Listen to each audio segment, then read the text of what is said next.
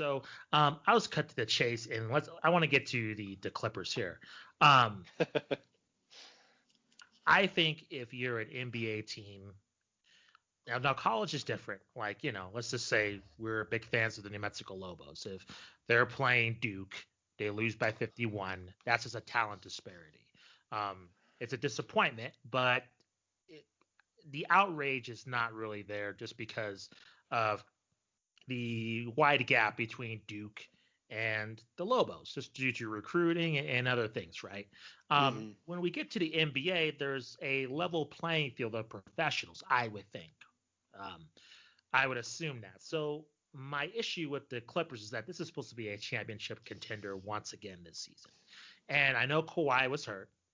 He took that brutal elbow from Serge Ibaka. I don't know if you saw that. That was Oh, terrible. yeah. Looked like he got shot, man. There's so much blood. Yeah. It was really gruesome. Well, it's hilarious because I think it was Shannon Sharp said he got a paper cut in his mouth, something like that. Like it was just he just totally downplaying. It's like, dude, he looked like Kawhi Leonard looked like he was in serious trouble. But nevertheless, without Kawhi Leonard, them losing by 51 points and down by 50 at the half is a disgrace. It just is. And that's for any NBA team. And with a contender, and this is the thing with Paul George, right? Like we've had this conversation about him.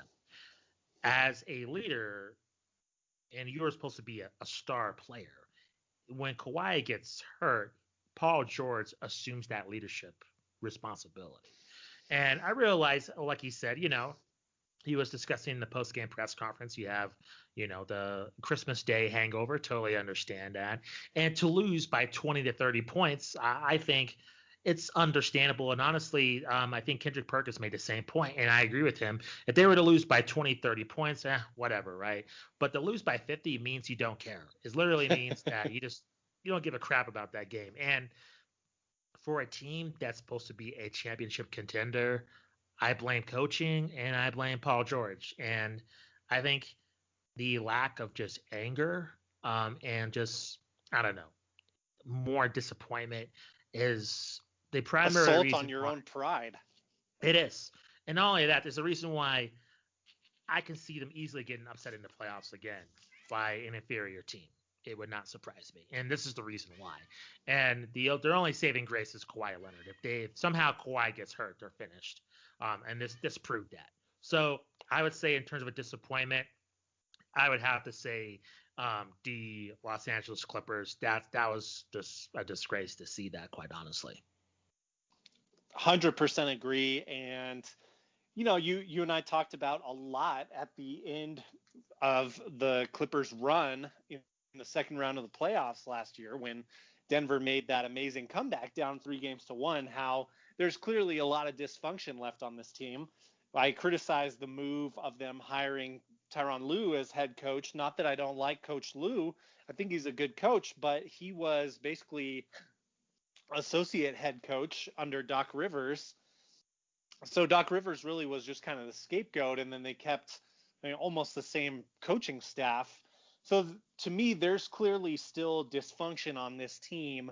And I mean, I said it at the end of last year that I'm not going to buy this team until they show me something either significantly in the regular season. But even then, I mean, we really need to see it happen in the playoffs at this point, because the talent on the roster is there to where you should at least be in the Western Conference Finals, if not the NBA Finals themselves. So I just kind of feel the same way seeing that game on the day after Christmas. I mean, I'm glad that Paul George said he takes full responsibility, and then unfortunately rattled off 2 or 3 other excuses in typical Paul George fashion. But at least that's something that he said he takes responsibility. But I agree with you that you should be more upset in the moment on the court when you are down by 50 points at halftime, an NBA record, by the way. And then if you had just held the Mavericks, if the Mavericks had scored 0 points in the second half, they would have won that game by 4 points because the Clippers scored 73. I mean, a shameful performance. And I just think there's still a lot of dysfunction on the Clippers, and maybe with, a vet like Serge Ibaka coming in, maybe they can work through that and build up something better. But for the time being, I'm not buying it, and they should feel a sense of shame losing that game the day after Christmas the way they did. That was just awful. Agreed.